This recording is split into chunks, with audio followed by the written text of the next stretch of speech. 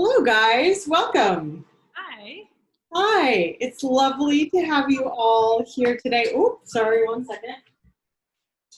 Just realized I had my fan on, and I want you all to be able to hear.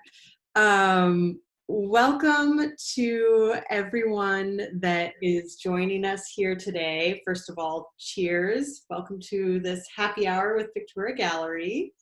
Hi, everybody. Cheers. Robert's drink looks better than our drink. You did good. Not surprised. So thank you all for joining us. We are so excited to be here with Robert Calafiore. Thank you for joining us this evening. Robert teaches and is also the assistant dean at the Hartford School of Art. He does beautiful work that is represented by Clamp Art in New York. And we were lucky enough to have a show of his work a year or so ago at Pictura. So it's wonderful to be here with you tonight. The theme of this evening is that we are looking at some of the work that you have in your home.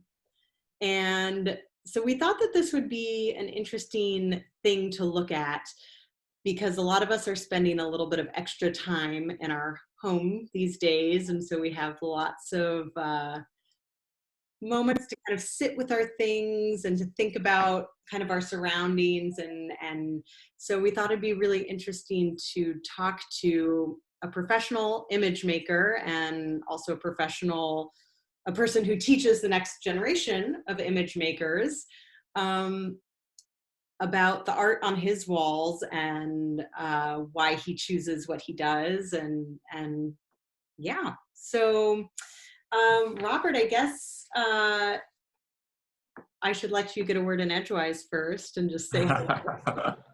Yep, I just love to say hello to everybody, and thanks for being here, and thank you for having me. My experience at Victoria and in Bloomington about a year ago was just incredible, and Mia and Lisa and Chaz and the entire team and all those who support the center and make it possible to do all that they do for photography and artists and image making in the world it's really quite unbelievable, and I'm just thrilled to be able to be back and interacting with you all again. And this was such a fun idea when you presented it. I thought, okay, something cool and casual and different, and I love it. Let's do it.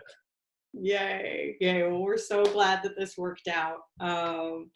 So I guess our first question for you, Robert, is what makes you decide to put something on your wall?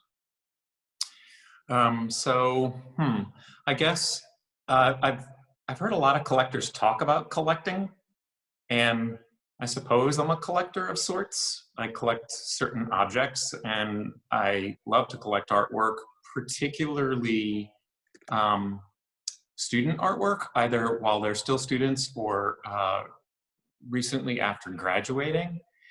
So for me, it's a couple of things. The first thing is that sort of initial gut response to the work. It's just immediate. You feel something, it speaks to you in some way, and that could be everything from its content to simply its visual impact. And oftentimes a combination of those things. So I have to just have like an immediate love for it. It needs to jump out at me.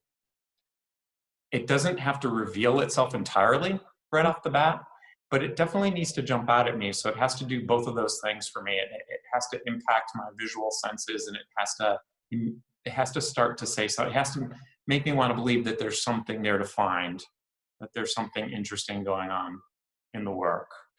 I think that's kind of where I start. And then, if you're a serious collector, all sorts of other, and by no means am I that, but you start to think about all the other things that come into play in collecting. And some people collect for value, and others for fame and influence. And for me, it's really, with the artwork, it's really just about the things I love And then secondly, I see something about my own interest in the work that's already happening in my own work, or that I may think is sort of coming to my work, or so I think it's those two things. That's how something winds up on my wall. Yeah. Well, yeah, sorry, Lisa. Oh, that's great. Then you can sort of stay in dialogue with what you're surrounding yourself with. If it's Yeah. yeah, with you and your brain. Well, one thing I was also going to say, but maybe before we look at some of the pieces, is, another reason that we thought this would be so interesting to do with you in particular is that a lot of your work is based on precious items from your home. And maybe, Lisa, we could even do a little screen share so that people could see. If you're not familiar with Robert's work, he makes these otherworldly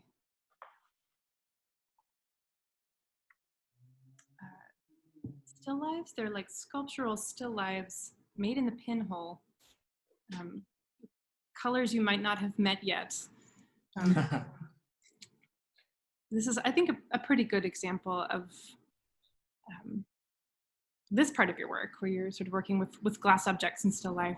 Yeah, this one is 24 inches tall by 20 inches wide, and like Lisa said, they're all made in pinhole cameras, and they're all unique, one-of-a-kind C prints because they're shot directly to paper. There's no film negative, and there's nothing digital.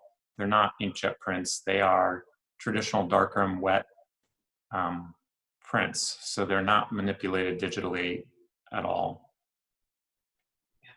So, yeah, and that's the, well, and we'll get to a peek of this, but glassware. Oh, I should have kept that a mystery.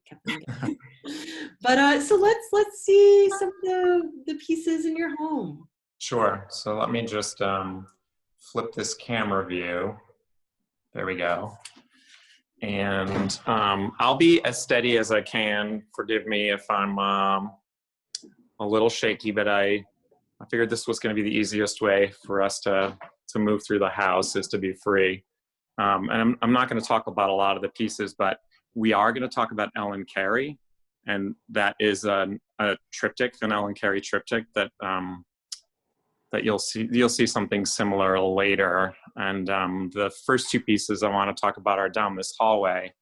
Not this one, but if you check out Sandy Skoglund's work, who we're going to talk about, that's a photograph. And forgive me, the glass is on this one. The others won't have glass on them, so you won't get the reflection. But you can find this on her website. I'm sitting in that pickup truck, and I'll explain that later. But that's an amazing Sandy Skoglund print that I love. But the first two we're going to talk about are here on this wall in this grouping. There's a whole bunch of stuff here. The first one is by Anne Hodgdon Sear, and it's this gorgeous little non-silver print, and it's just so luscious and tactile.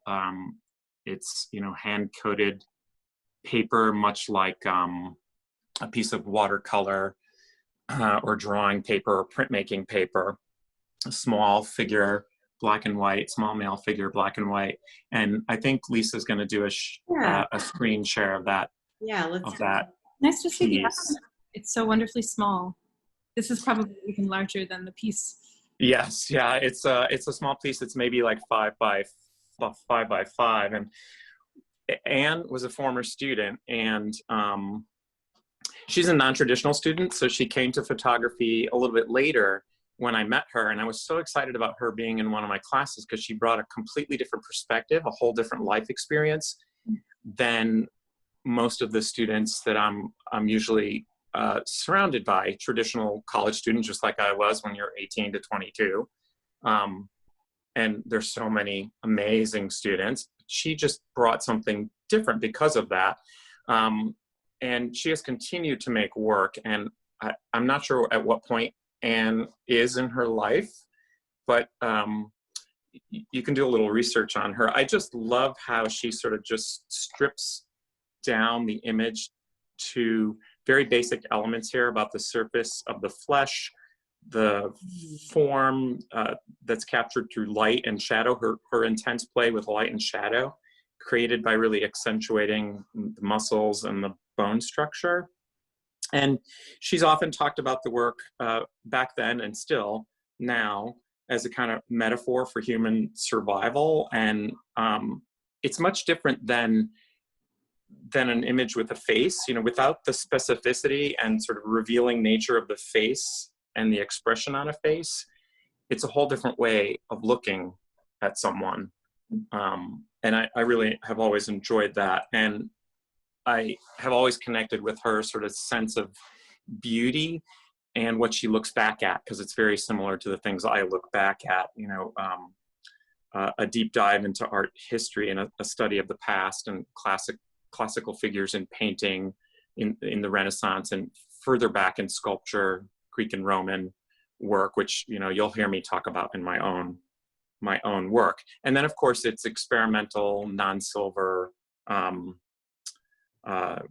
process oriented. I'm all about all those things. So you can see how it's a very different image, but it relates to me and what I do, and I love it. And that's why it's here. I love how kind of the atmosphere around the figure kind of almost blends into the texture of the skin a little bit, and The boundaries permeable between the human and the environment. yes, it definitely gives it kind of an otherworldly quality, which is something I've always seen in your work as well. Yeah, otherworldly and mysterious, you know, of a different place. Somehow you can't pinpoint what that place is or what's happening, or where the figure might be going. It's leaves you a good amount to think about. Wonderful. Yeah, what's the next one?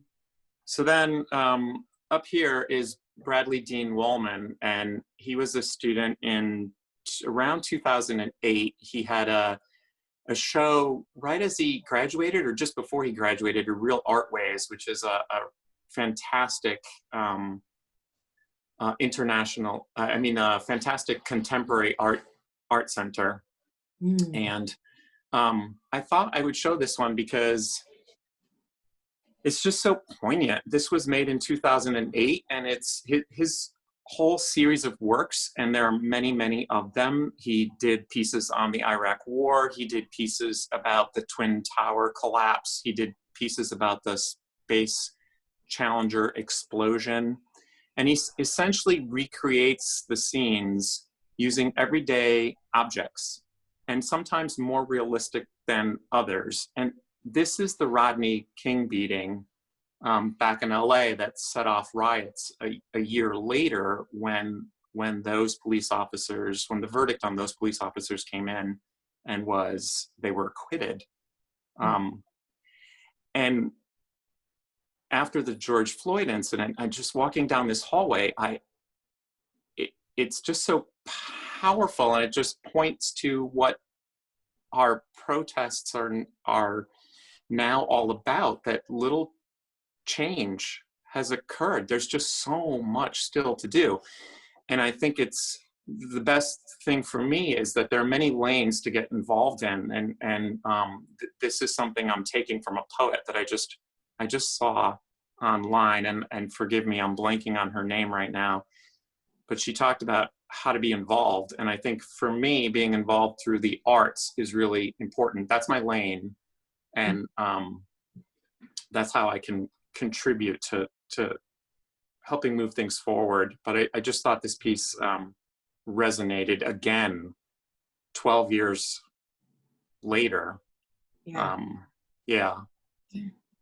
Well, it's interesting that you say that, because I mean, I think that is one of the really powerful things about art, is that, you know, we can talk about these things, and they can help us digest, and kind of also, I think it can really create empathy, which is very important. And I know one of the things to me that was so interesting about that particular piece is that, it's constructed with Legos, with children's toys. So my immediate reaction when I see children's toys is to think, oh, innocence, fun, like simplicity, it's none of the things that we would associate with, the complexity and of all the protests and everything behind them. And so it kind of brings you into this very vulnerable emotional space. And then you realize what you're looking at and that it's representing something real. And it just goes like straight to your heart. And I don't know, it's such an interesting approach to talking about a really weighty, complex subject and kind of making an unexpected doorway for people to think about, to experience, to process, to feel about these things. And to Yeah, go ahead, Lisa. Sorry. But that there are 13-year-olds who should be at home playing with their Legos and instead are having to confront this sort of back and forth between the innocence of it and the sort of violence of the picture. Yes, absolutely. And for him to be seeing that in 2008 and using the way he makes work to talk about that, I thought was at such a young point in his career. I thought that was amazing. Yeah. And it has not lost its power whatsoever. If you get a chance to look at other of his works, if you can find any of them, we might pass another one along the way, just briefly. But I also really enjoy the construction part of it. And again, so it links into my own sensibilities in different ways. It's the content, but it's also the construction and the hand building and the tableau. One of the people watching said it's interesting how toys can express that brutality. Isn't it? Yeah. It's and if you look at his other work, it's interesting how all of these ordinary objects he uses express some other thing at a much more intense way than the object is probably originally intended. Yeah. So really interesting. So all right, a few other little things there. Yeah, and it's so fun to walk around your home. It really is. Make our way here to and it's gotten a little bit darker in here, so hopefully that's going to be okay. But this is a Sandy Skoglund print, and it's one that it's an artist proof. It's 16 by 20, and it's one that she gave me at a time when I met her. She taught at the Hartford Art School back in the 70s for a short while. And that's where I am. And of course, Sandy is internationally recognized, and she's been making work for a long time, and it has evolved, but it has always employed construction again. These constructed sets. These are not things you just sort of find as you're walking along, but they're arranged. And I helped her. She did a set, which is the one that I'm in at the Hartford Drive-In. It's an outdoor scene with all her squirrels. And you have to know that Sandy makes all these things. I mean, she's a sculptor. Yes. She sculpts those squirrels, and then she casts them, and she casts hundreds of them, and then they're painted. And so she makes all the pieces, and then this thing comes to life. This invented place, space, narrative all comes to life.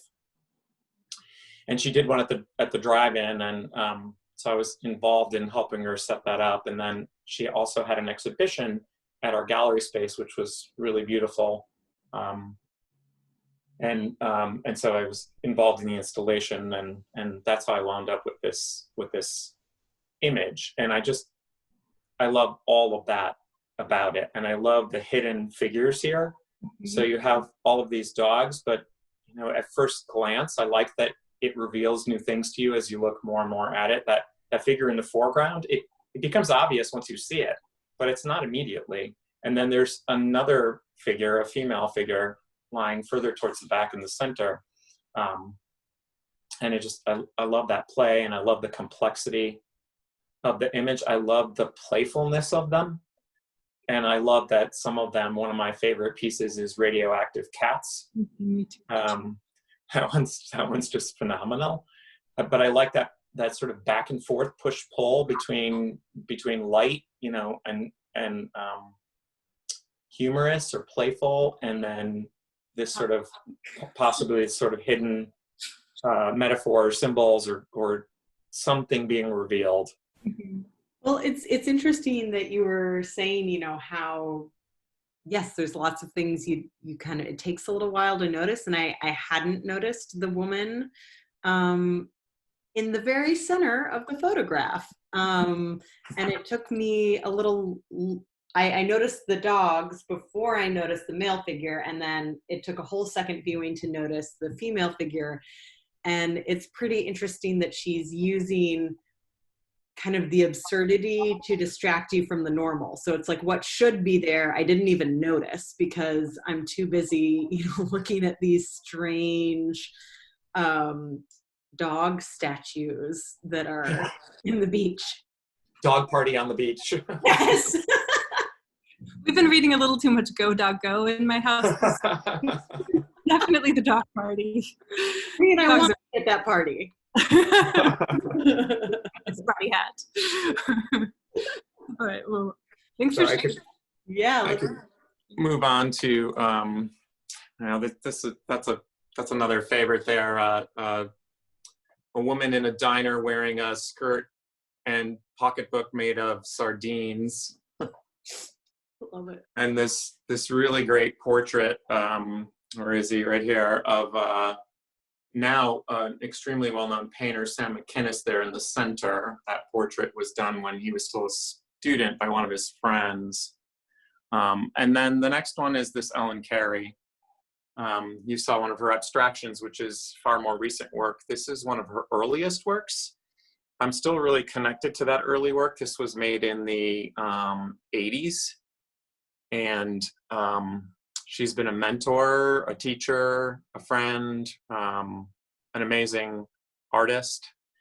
And this one in particular, again, a gift. This one in particular is a 20 by 24 Polaroid. So she works in two ways at this point. She either makes use of the Polaroid camera, and there were 5 in the world. I'm not sure how many are operational at this point. I think only 1 or 2. But she's known, and I know well, the gentleman, John Reuter, who runs the New York-based, or was running the New York-based camera and still has it, has even brought it to Hartford a couple times. So her involvement in process and with the camera and the material and experimentation, I'm immediately drawn to in the work. And then, of course, her use of color and saturation and manipulation, like my own work, long before I started making it or necessarily knowing what I was doing. A couple decades before that, here she is in camera making this happen. So these are 2 exposures, unique prints because they're shot directly to Polaroid film. That's 2024. Just ejects, and there it is. If you haven't seen it and you get a chance, see how it works. So she exposes herself. These are self-portraits from a series of self-portraits, and then a pattern. And because of the way it's lit, it blows out the information in the area outside the figure. And so it feels like the pattern is wrapped on or tattoo-like, or it becomes something else. And you would think, looking at it today, that it might have been applied digitally or in a darkroom overlaying it, but it's all in camera, and all of those things about her work just immediately connected with me. I think besides that, then her other body of work are photograms, and definitely take a look at her website. They're beautiful, they're stunning, they're luscious, they're tactile, they're just really beautiful. and they're completely abstract at this point. You know, she has let go of representational work altogether, but the work is loaded with content and concept and deeply researched and just very genuine. But it's also beautiful. So there's this, like, again, push-pull between those two things, marrying content and visual impact. And so I love that work too. And those are photograms. And they're heavily manipulated by hand in the darkroom. So it's like myself, lots of hand making with the hands, using the hands. Dexterity in the work is important. Beautiful. I should say we'll supply the names of the artists in the comment sections so that you can take some time to dig a little deeper. Now that you've seen a little taste. I want to see more. Cool. Okay, we'll move on to the other one, and you get a little sneak peek at some of the class that you might encounter. You're also, I hadn't really taken this into account before, as well as collecting things, you're kind of a master organizer here. Yes. Yep. Feels like it's a place. It's part of the obsessive nature in the way I work, and I think I'm going to flick on another light. It's getting a little dark. And so the last one is this, well, there's another Ellen Carey, actually. That's one of her photograms. And this is the last of the 5 that I had picked to talk about. This is Kevin Van Alst, and it's a small digital print, and it's gummy bears, and it's going to come up on screen for you there. So it's gummy bears making up the periodic table. And I just think his work is genius. I think he's brilliant. He's a former MFA student of the art school in 2005, and his undergraduate was at Cornell in psychology. And I just love that a psych major comes up into being a photo major and then going off in his life, consumed by photography. And I've had students come out of physical therapy program on campus and come into photo and now just be completely consumed with photography. It's interesting where people come from and then what that brings to their work. And clearly here in Kevin's work, that time he spent studying psychology, I think, shows in the work he makes and the research he does to come up with solutions to how to illustrate something. So he has lots of clients and he'll do things, probably, I'm not sure what this one was for, I can't remember, but it's like little seed starter, those little seed starter sort of kind of compost-like containers that are like 3 inches tall, and you start your seedlings in them and they're biodegradable. And so there's a shot of those with dirt in them, but instead of little seedlings popping up, there are power lines. And it's just this tiny little set. And so what he says about things in all of these constructions and tableaus that he builds out of really ordinary objects, I just find his ingenuity and the way he ties things together pretty incredible. Just the conceptual depth and the research and the context, and then on top of that, just constructing them. There's one of an apple, a red delicious apple or a Macintosh or something, and he has, I think it's a red delicious because it's really a bright red apple. He has sat there and carved out a map of the globe on that apple, and it's just really amazing. So I think, he says that the minutia all around us is capable of being a much larger idea, capable of representing and being a much larger idea. And I love that. Yeah. I always appreciate a piece of work that I think humor is so difficult to do. And anything that every time I look at it, like it brings a giggle, like no matter how many times I've seen it, like somehow is like a benchmark for me that the cleverness, feels new each time. And I have definitely had that with this piece, that every time I look at it. Yeah, I feel like I'm giggling for the first time again. Yeah. Makes me want gummy bears too. That also, yeah, it's fun to live with that piece. So we'll move downstairs and hopefully our connection doesn't get lost. I'm going to make one stop here because I probably showed this image in my talk at Victoria when I was there, but this is a hand-colored photograph and a portrait of my parents from the 1940s. And of course, this is them later in their life, but has a lot to do with my work, how I think, who I am, you know, where I came from. All those experiences are really tied closely into why I make, how I make, what I make, etc. So figured I would just stop there for a second and let's see if I can get down these stairs without any glitches here. And I'm going to This is a rare treat, everyone watching. so Robert Blair. this is my basement workspace. I work in a studio at the Hartford Art School. I'm fortunate to have workspace there and be able to work there. But because we're not there, obviously, that's not happening right now. And I'm just going to flick on 2 more lights here. And so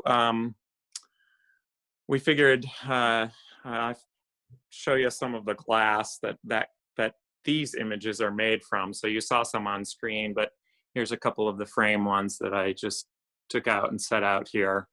I'm not going to really talk about them, but this is the other collecting that I do. And I have a lot of these objects, and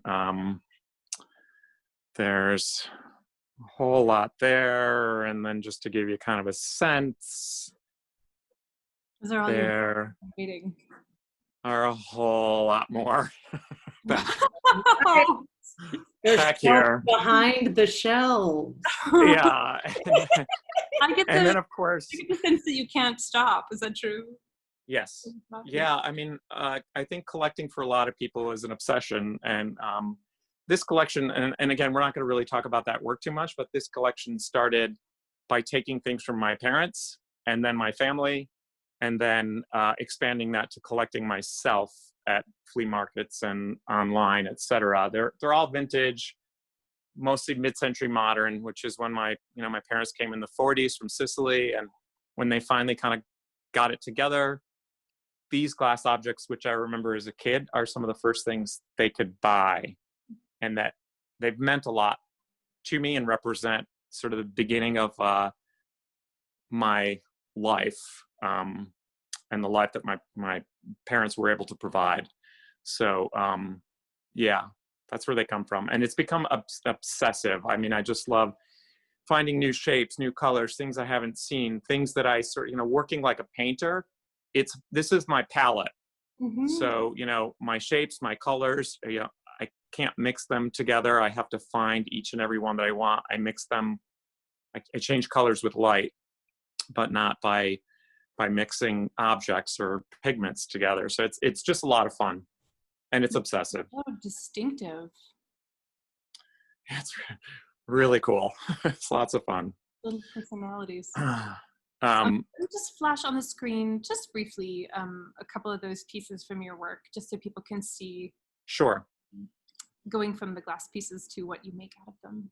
Yeah, maybe as she does that, so you're shooting these with pinhole.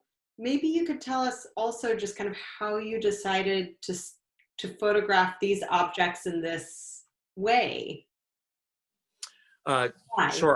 Sure. I'll make it really brief. Just cut me off if we need to move on. Essentially, the project got started because of this collecting from my parents and the meaning that they all hold for me. But the way I decided to shoot with a pinhole camera was simply because in my students, I noticed a difference in the way, over years, I noticed a difference in the way they physically handled things. So I noticed a change in dexterity, which I connect to, and so do many others, to our online life and our devices rather than bowling. You're, pushing your finger across a screen, and there's less physical life and more online life. And that has seriously altered the way we use our bodies and our hands. And so I wanted to make work that was incredibly intense, very physical. The more I had to sweat, the harder it was, the more complex it was, the longer it took, the better for me. I just thrived on that idea, and that they also have a kind of digital quality. I think most people, and a lot do, if you don't know a lot about photography, you would pass it by and assume that it's photoshopped.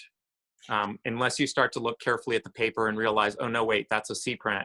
This is not photoshopped. And then you start to figure out how else it's manipulated. But I wanted to set up a really hard problem about objects that meant a lot to me, and then create something entirely different with them. The ordinary to the extraordinary, these otherworldly pieces that are visually impactful, but have a kind of personal and universal story behind them. Everybody recognizes my grandma had that one, my mom had that one. That often comes up in conversation at shows with the work. And so in a nutshell, that's sort of how it got started. I think there's a lot of continuity between these and the sort of brand new figurative work that you're making. And that's interesting to hear you talk about wanting to use the body and fully engage the body, and then just literally turning now to the body as your subject. Yeah, because I think we were going to get a sneak peek of your... Yes. Yes, and so I have one of the earlier ones sitting here. So that's a 30 by 40 C print of one of the earlier figurative works. And so for a while now, I've made a lot of these, and for a while I've been thinking about, okay, how am I going to, there's one more sitting here on the table, which I'll just give you a little glimpse at. And not to go back to this, but this is one of those Bradley Wallmans, the Twin Tower collapse, and this is with Legos. It's one of the figures falling in front of the tower. So I won't sidetrack to that, but it's really powerful, so I figured I'd show it. But I have been trying to figure out how I'm going to incorporate digital technology in the work. Like, what makes sense for me as an artist? I don't want to just start making digital prints. Like, why am I going to suddenly shift to making digital prints? How does it impact the work? What does it bring to the work? What does it take away from the work? All these questions you have as an artist. And we all get to that place where you've made a series that you feel pretty strong about, and then you're like, okay, now what? I can't, what am I going to do next? How am I going to do this? What is it going to turn into next? And it finally sort of came to me as I was sketching and thinking that scale is something that I've tried to grapple with. And I've done it by creating, Lisa showed some of them in the screen share, by gridding works out. So those C prints that you saw on that large grid, that was 120 inches wide by 72 inches tall, and they were each 20 by 24. So I think there's 18 in that grid. 18 in that grid. So, and if you look at it up close, it looks like one giant bookcase or shelving unit of some kind filled with all these glass objects. And it's phony because each one is photographed separately to appear as if they connect to each other across and then up and down. So there's an illusion, which has also always been a big part of my work.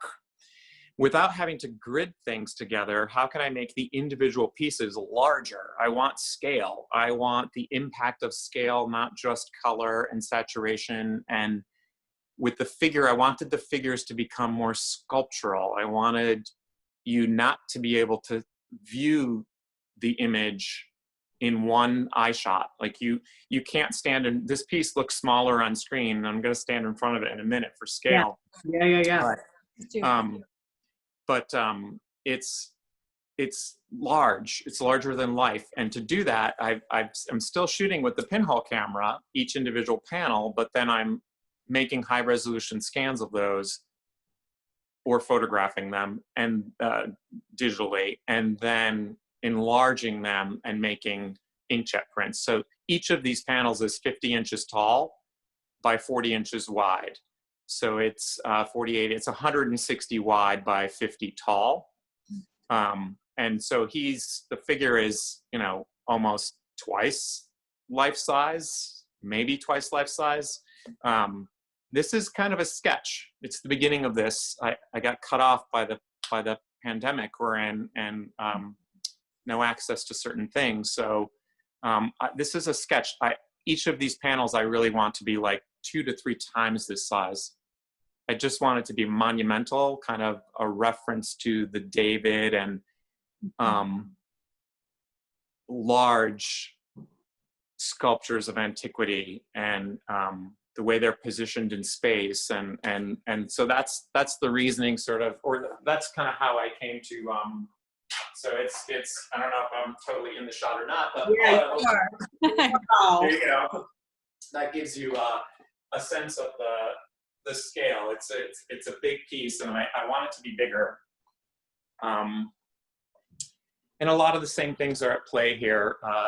I love the illusion of the floating figure, and trying to create that, figuring out how to make it feel like that, this sort of suspension of the figure, not knowing what kind of space it is. And I've always liked, again, that push-pull, and in this case, the kind of push-pull of, is this painful? Is this pleasurable? Is this a figure dying? Is this a figure sleeping, waiting? We don't really know what's happening Reminds here. me of some, like a sepulcher, when there's sort of a figure of a person on top of a tomb, like the. Yes. Or it could remind me of like an odalisque, someone. Yes, all those things, and I'm looking at all those things, and I love the reference to the tomb and the figure lying on the tomb. The odalisque definitely a big piece of this, because looking at the male, I mean the early male figurative work is obviously about sort of maybe obviously, but it's just secret love and lust and desire, and all those things are so wrapped up. But I wasn't quite sure how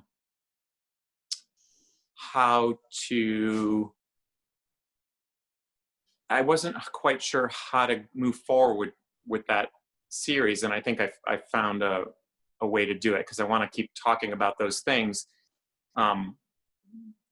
love and lust and desire and the body, but also just how still difficult it is for men to look at other men.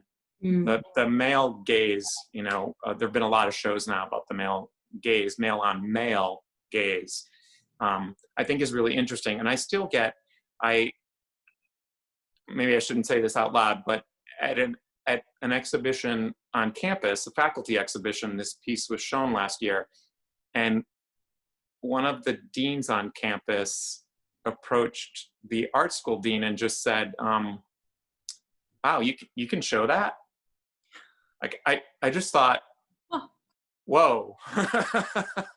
There's a different standard for the male. It's interesting. Yeah, I'm like, if that were a female figure, I think the reaction would be completely different. So still today, not just from men, but from a broad audience, it's strange to me. Yeah. So making it larger than life and using these sort of jeweled colors, you've made it into this like precious thing to be kind of adored from afar. I think so often in photography, when we're dealing with a figure, we're looking for something as real as we can get from the person, or looking just to scale or smaller, that we can hold our little portraits of people. And this is kind of, it puts you at a distance of some sort of awe. Look up at the and at the same time, I so agree. And then at the same time, it's really interesting because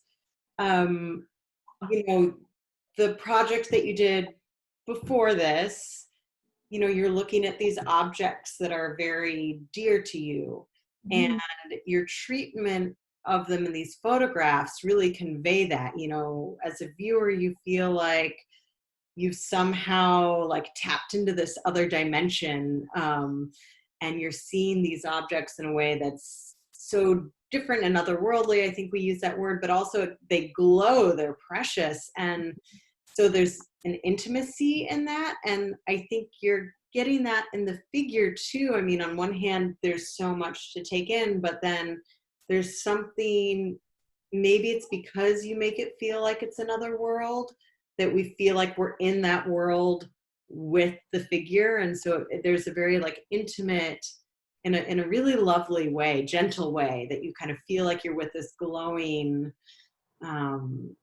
figure that you're seeing in some special way. I love that. And I you know, as a kid, I often found myself in places getting lost in my head, staring at something. So, you know, I'll take an example, being in church on Sunday.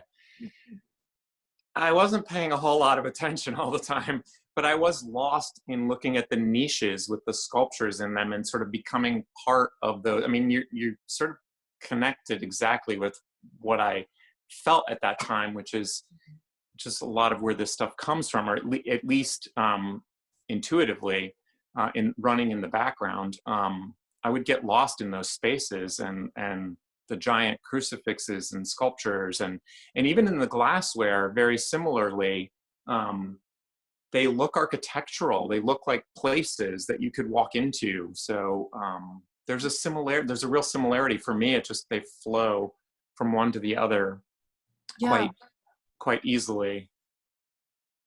Yeah, it is really kind of amazing how seamlessly they do that. Well, this is so lovely. I feel like, oh, I'm sorry. There is a question. And it Oh, repeats okay. 45 minutes, so we'll end soon. Yeah, so, and then we'll let you have with your lovely sip that we probably haven't let you have a sip of yet. I'm gonna flip back, and I have it right here, so I'm gonna have another sip while you read the question. Excellent. The question is if COVID has affected your projects in any way, about how you're approaching it, how you think about it, or conceptualize it. I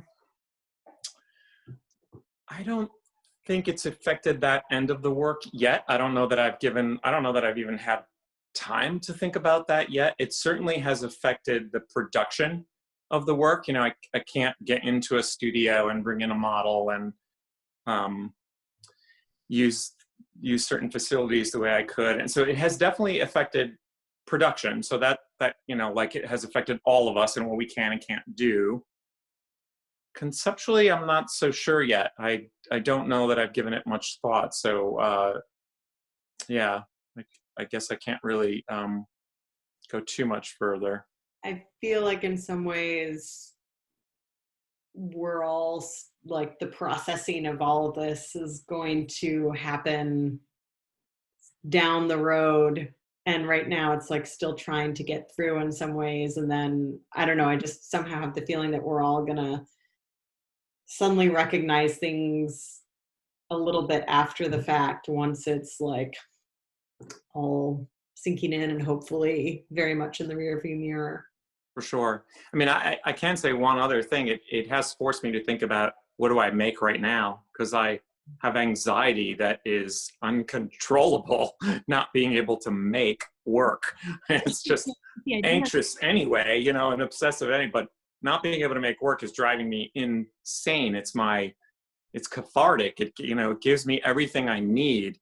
And so I have to return to making work. So I have started documenting the glass with the digital camera, one object at a time.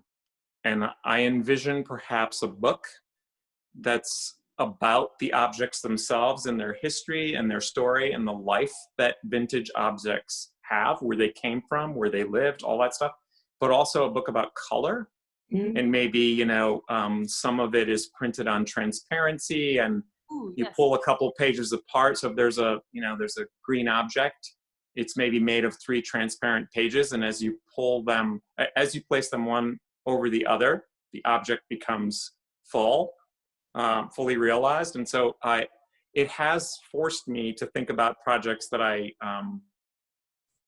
haven't yet thought of or have been on the back burner, or so in that sense. Hurry up, because I want to teach my child about color using this.